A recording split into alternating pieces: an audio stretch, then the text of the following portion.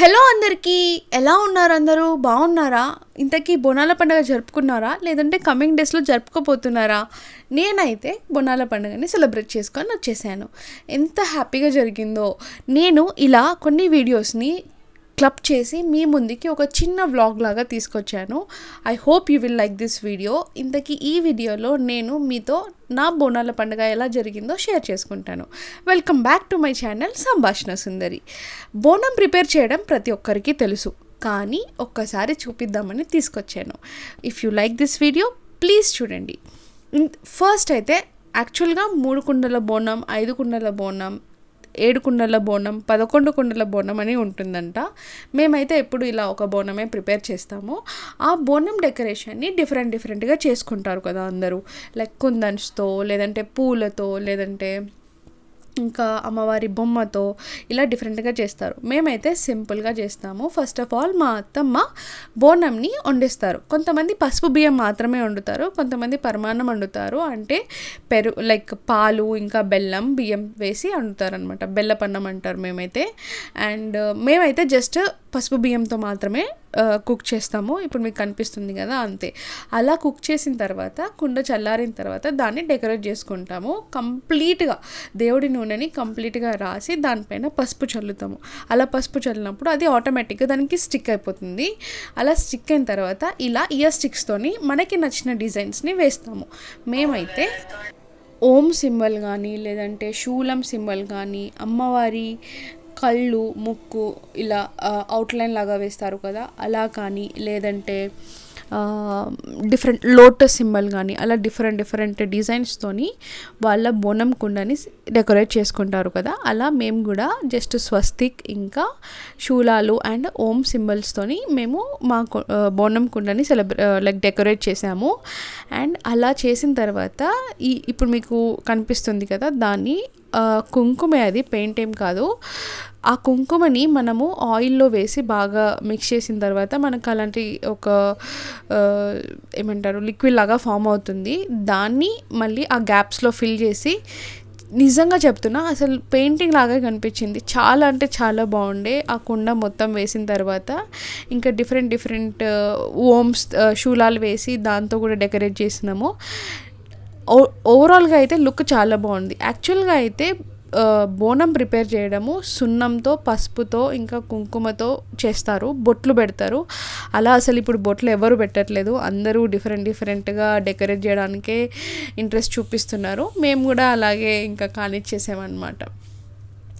దీని తర్వాత ఇలా ఓం, స్వస్తిక్, లేదంటే శూలం, ఇలా అన్ని డిజైన్స్ వేసి వాటిని ఇలా ఈ కుంకుమతో ఫిల్అప్ చేసిన తర్వాత ఓవరాల్ లుక్ అయితే నీట్గా ఉండే. దాని తర్వాత మేము అమ్మవారి బొమ్మ ఉంటుంది కదా, మనకి బయట దొరుకుతుంది అది షాప్స్లో. దాన్ని మేమేం చేసామంటే మన థ్రెడ్తో దానికి టై చేసామన్నమాట. యాక్చువల్గా మేము కుండ కొంచెం చిన్నది తీసుకోవటం వల్ల బొమ్మ పెద్దదైపోయింది.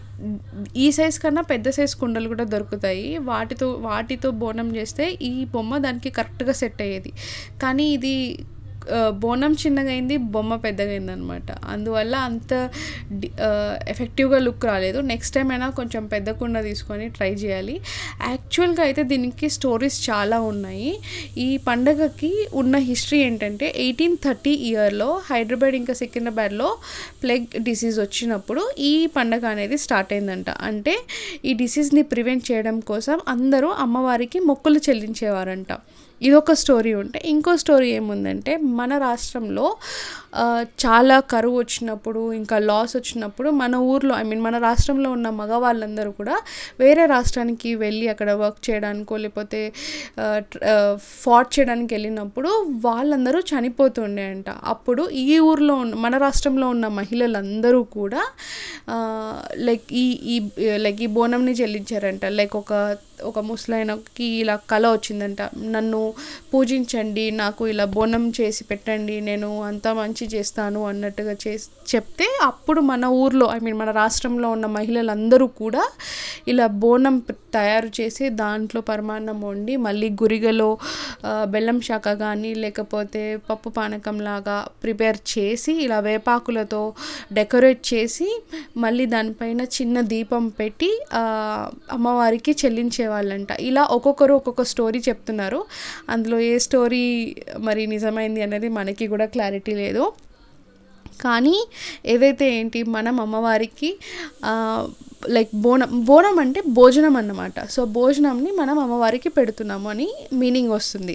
సో అలా చెల్లిస్తాము. మనం ఎప్పుడైతే ఈ బోనం ఒకసారి ఎత్తుకుంటామో మళ్ళీ అమ్మవారి ముందు పెట్టేదాకా కూడా ఆ బోనంని దించకూడదు.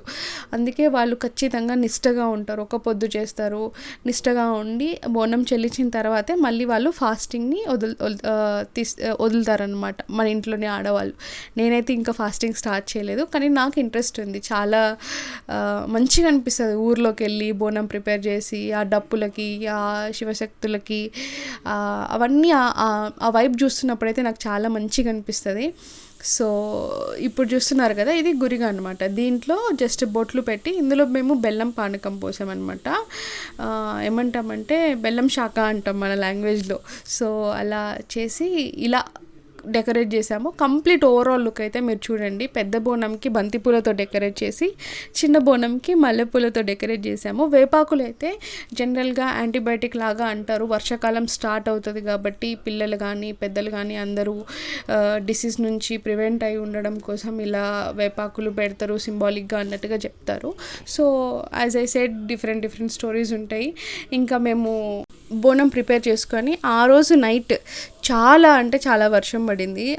ఆల్మోస్ట్ 3 వరకు పడుతూనే ఉంది. ఇంకా మా అత్తమ్మ ఒక్కతే బోనం తీసుకెళ్ళి దేవుడి దగ్గర పెట్టేసి వచ్చిందనమాట. అక్కడ దేవుడి దగ్గరకు వెళ్ళి బోనం అక్కడ సమర్పించి నెక్స్ట్ డే మార్నింగ్ మళ్ళీ అందరం వెళ్ళాము. అక్కడ మేము ఏంటంటే పట్నం వేసి దానిపైన ఒగ్గు కథ చెప్తారు.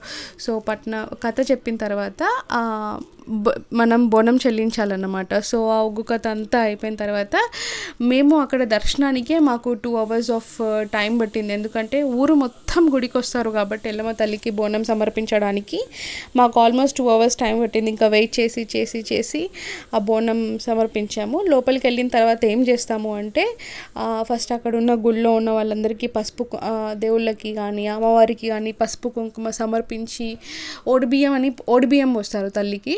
అది మొక్కుకున్న వాళ్ళే పోస్తారు. మేమైతే ఎవ్రీ ఇయర్ పోస్తాము. ఓడిబియ్యం పోసి మల్లె పువ్వులు కానీ పెట్టి గాజులు వేసి మమ్మల్ని చల్లగా చూసుకోమ్మా అని చెప్పి మొక్కేసి మళ్ళీ రివర్స్ వచ్చేస్తాం అన్నమాట.